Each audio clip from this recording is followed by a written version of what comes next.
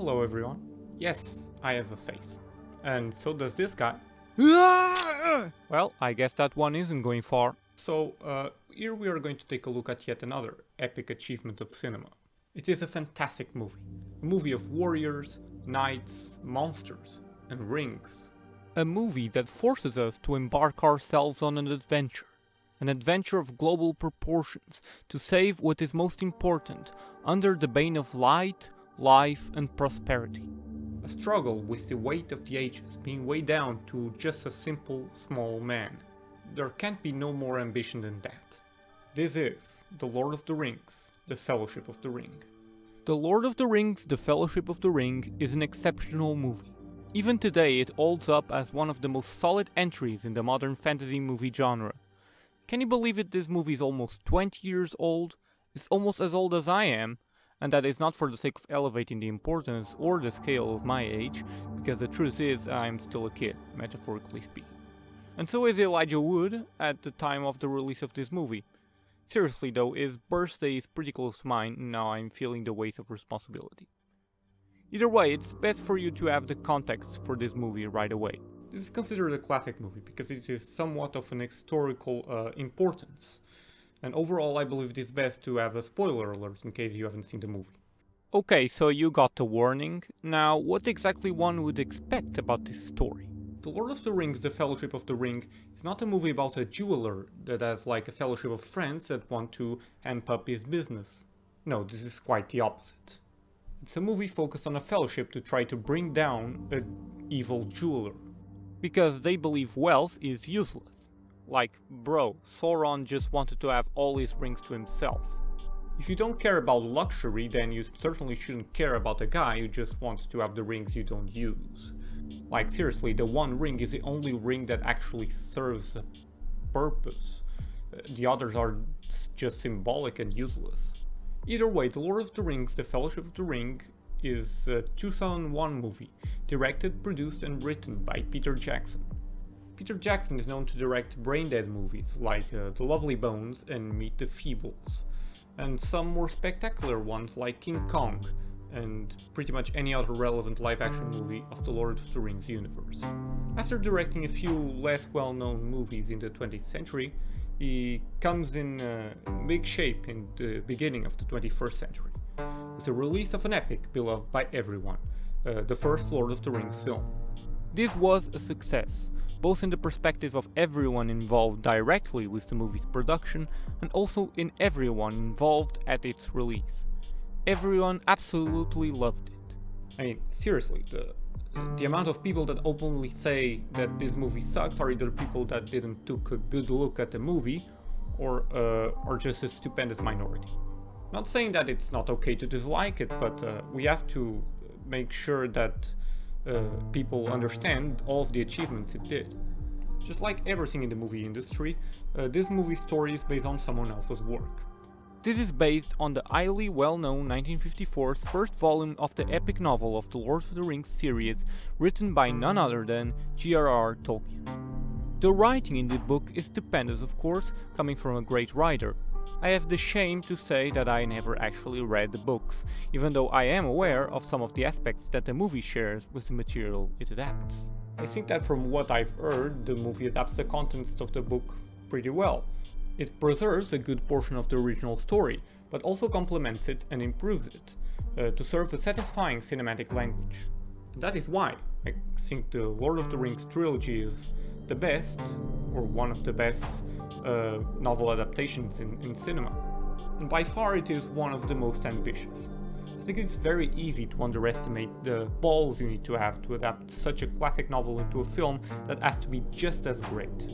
However, this film exceeds itself for the better, to the point that they actually had to promote technological advancement in the film industry as a whole to even make this movie possible.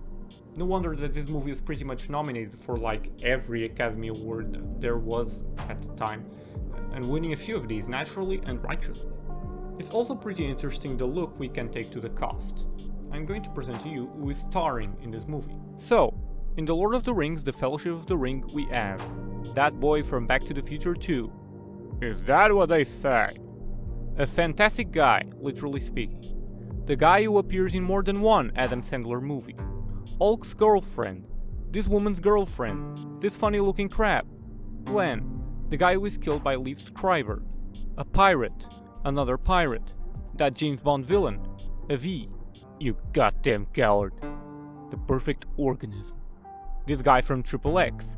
Bulk, Soldier 1, Big Brother Australia, a guy from the special effects crew of the last horror film, Braindead's Roger, and NO! You would be surprised how the movie's cast could have looked differently. Like, really different. Based on some people that were cast or proposed to cast as characters, it's pretty interesting how this movie could have turned out had things went differently. We could have had Sean Connery as Gandalf, Vin Diesel as Aragorn, Helena Bonham Carter as Arwen, David Bowie as Elrond, and Liam Neeson as Boromir.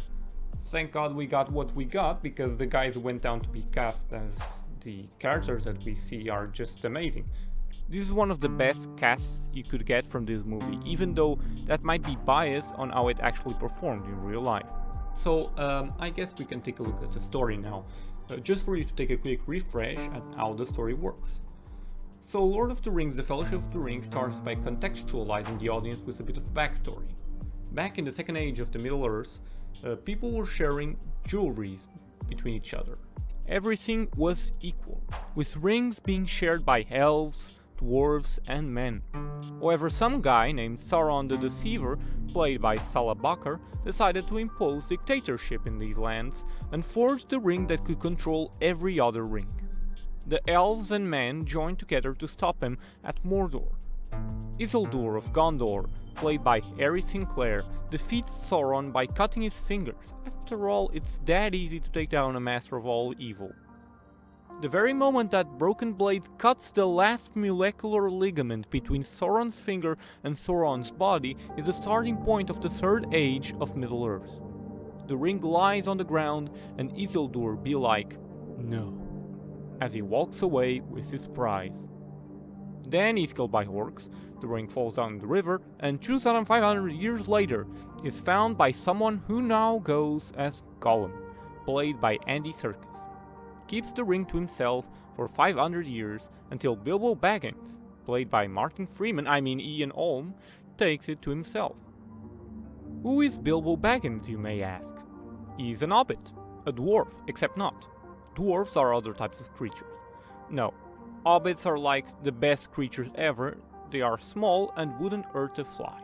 Since he first found the ring, 60 years have passed, and it's now its 111th birthday. But he looks like he's just 70 years old, because the ring grants him immortality. Heck yeah, I don't see what's wrong with this ring after all. At his birthday, in his home, in Shire, he meets his old friend again, Gandalf the Grey, played by Ian McKellen. Bilbo, having been addicted by the ring, reluctantly accepts to inherit the ring to Frodo Baggins, played by Elijah Wood, before he parts on to one final adventure. However, Gandalf makes a little bit of a Google search and finds out that the ring is evil and that people are looking after it, namely the orcs who tortured Gollum, until he says the words Baggins and Shire. Gandalf warns Frodo that some black rays are coming after him. Having heard about Gandalf's and Frodo's little secret, Samwise Gamgee, played by Sean Astin, is forced to accompany Frodo to a journey out of Shire, so to avoid being caught by the race, while Gandalf is going to the home of his good old pal, Saruman the White, played by Christopher Lee. Gandalf thought Saruman would help him, but he finds out instead that Saruman is now with Sauron, and we eventually see a minute or two of two old men fighting each other with sticks. Frodo and Sam put their stinky feet in places where they shouldn't, a common trait they have with Meriadoc Brandybuck, played by Dominic Monaghan, and Peregrine Took, played by Billy Boyd, two other hobbits that have the mishap of joining them in the perils of being chased by the Nazgul race, as we will name them. After taking refuge in Bree, where they were supposed to see Gandalf, they sadden over his absence, not knowing he's being held prisoner by Saruman. The hobbits receive help from Strider, aka Aragorn Elessar II, played by Viggo Mortensen, who helps them escape the Nazgul, only for Frodo to be stabbed by one.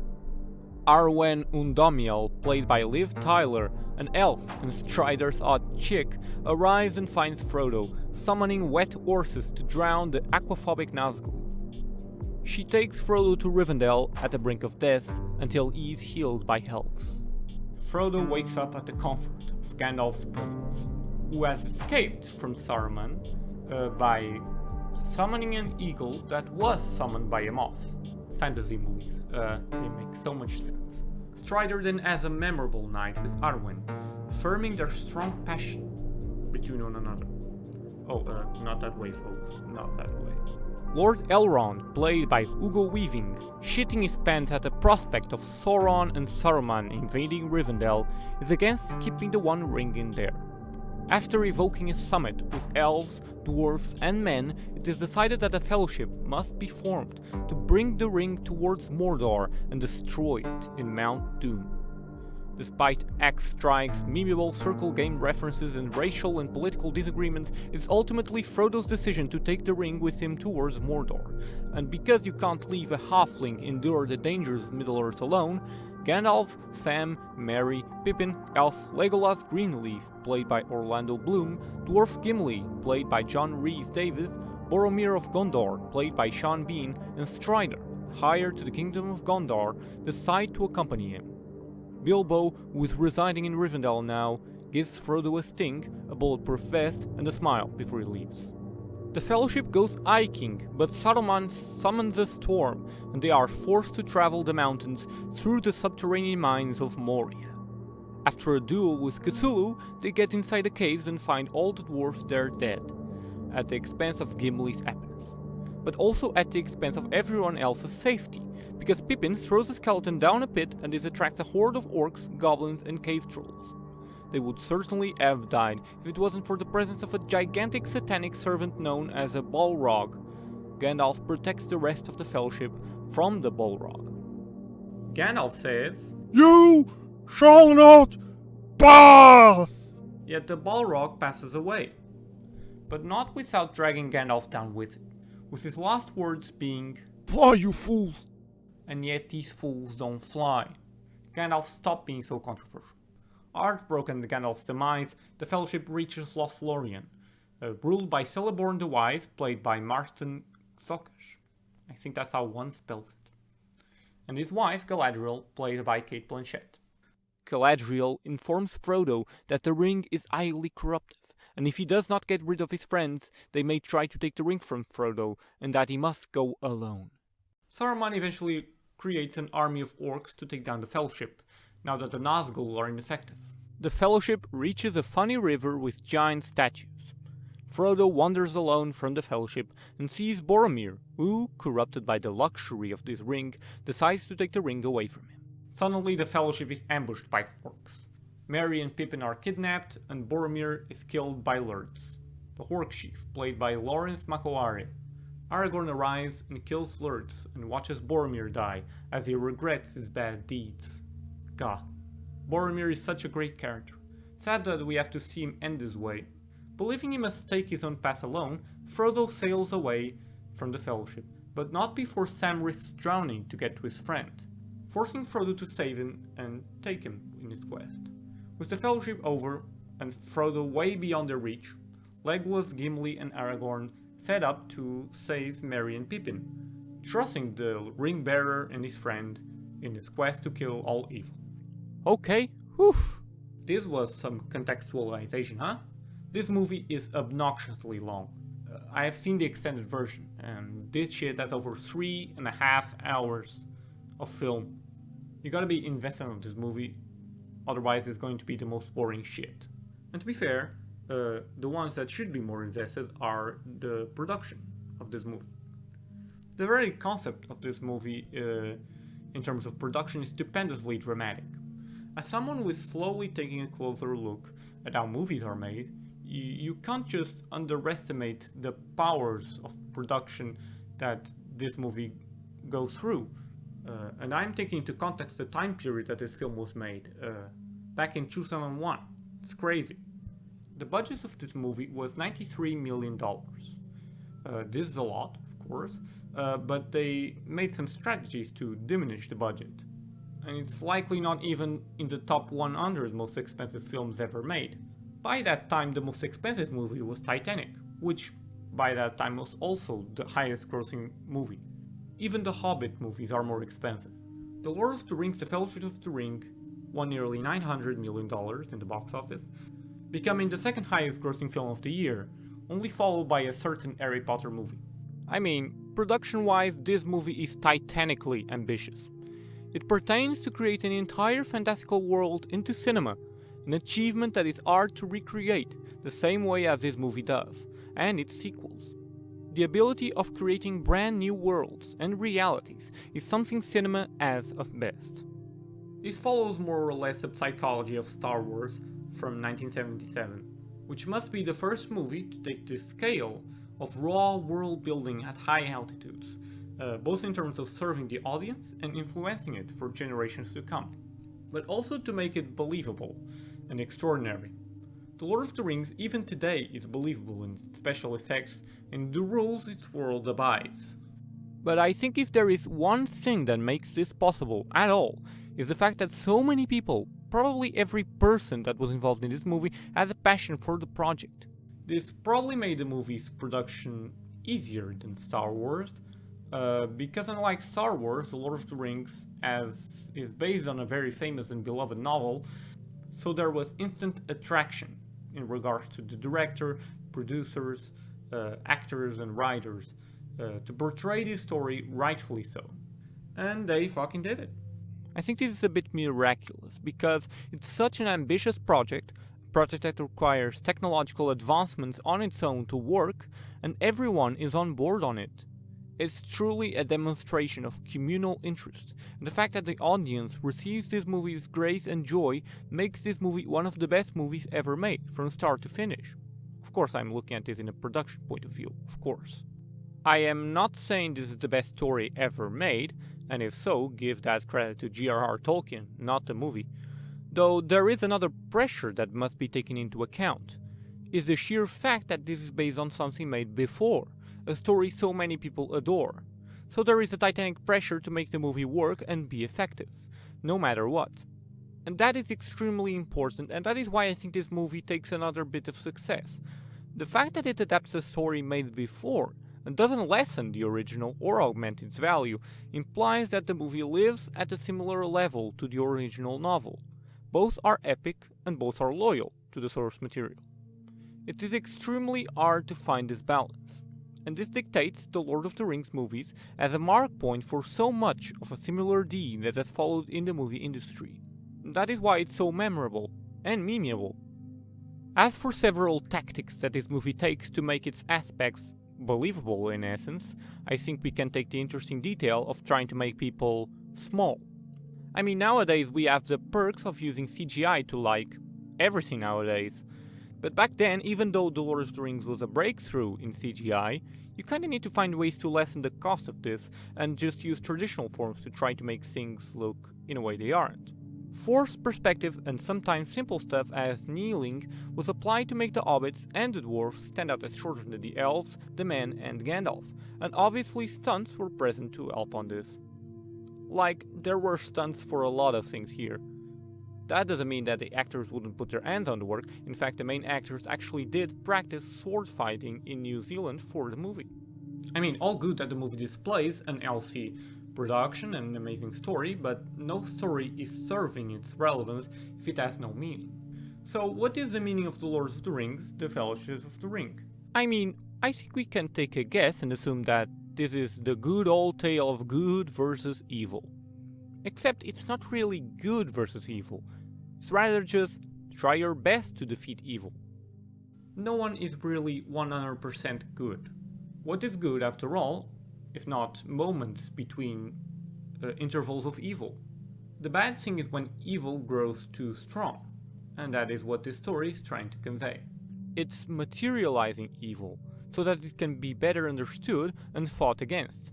But the subtleties lie beyond the materialization of the ring into one object. Evil runs in all of us, and it's our choice to make it grow or fight against it. The movie plays a very strong note in regards to showing the powers of evil. The power of evil is very, very strong. You cannot underestimate it. This story is especially relevant in times that we live, in fact probably more relevant in the times J.R.R. Tolkien lived, like as we have recently observed tyrannical governments trying to take control of everything.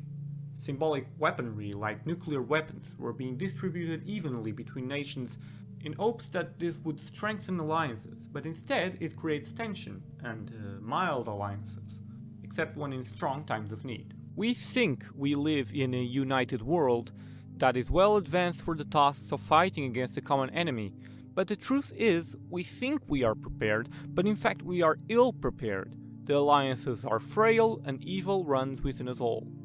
However, the film does try and take a very black and white separation between the good and evil, despite its subtleties. What is not evil, the good part of the Middle Earth, is filled with forests, life and luxury in its beauty, its nature. The evil is obvious. It's Sauron, it's Mordor, it's the Orc, it's the Ring. Fire, dark, infertility, death. We have one chance of destroying all of our problems with one small deed, and it's surprising how we spend 3 entire movies to reach to that point. A reflection on how so many problems nowadays could be resolved in a blink of an eye, but instead we are all just ruminating on the great deeds that we need to make just to do such a simple thing. And that's where Frodo and the hobbits come along. Hobbits are pretty ridiculous creatures when compared to the elves, to the men, to the dwarves, who battle their asses to make sure that Middle-earth lives one more day. But hobbits live a quiet, peaceful life. And it's not wrong to live a peaceful life, after all, but it's the hobbits' apparent irrelevance that ironically gives them the relevance in this story. It's their sheer simplicity that gives hope that simple deeds can be made after all, simply, though it does come with the burden of responsibility. A tale of armies, wars and battles of global scale is too much for young and small men to bear, but yet deeds of this unknown person will dictate the fate of the entire world, and that overall gives the small things an importance, and how a gigantic and complex world can't truly fade out that. But we do see a lot of hesitance. Frodo knows his responsibility, and nearly falls in despair, fearing the death of his friends. He suffers for so much. He nearly dies out of a stab wound, watches Gandalf die, let's not give the context of the sequels just yet. And he sees his friends go corrupt and evil. It's his task, and so he must follow it no matter what, even if it means leaving his friends behind. But the movie ends with a note of hope, because really, you can't do this journey alone. You can't save the world alone, and as long as you have at least one of your friends with you, your chances of success increase dramatically. The movie is called The Fellowship of the Ring because fellowship and friendship are key words here. Frodo signed up for this journey alone, but out of luck, more friends join him until he forms a fellowship. And even in the times where he is really convinced that he should go alone, there will always be a friend who will risk drowning himself to make sure you don't go alone. Because loneliness is exactly what evil brings you, and it's the power of friendship that truly keeps you going on your journey for the triumph of good, no matter how much you have been through. I mean, this all comes out of an incredibly effective story, one that comes to you as an epic fantasy, and that is incredibly satisfying. I mean, this is not the first time I've seen this movie, God forbid if so. But looking at it again is always refreshing, and taking another look at these movies, even the classic ones that have been reviewed so many times before, is a great thing. You gain a new perspective, and I would be very surprised that my conclusions are unique on their own. But this movie is constantly talked about. Yeah, well, that's it what I have to say about this. And in the days that we live in, with limited stuff being produced film-wise, it's always good to look for the past to see a little bit of an inspiration for you. But a simple problem can be solved with simple deeds, as long as we have each other. So I leave that wish to everyone.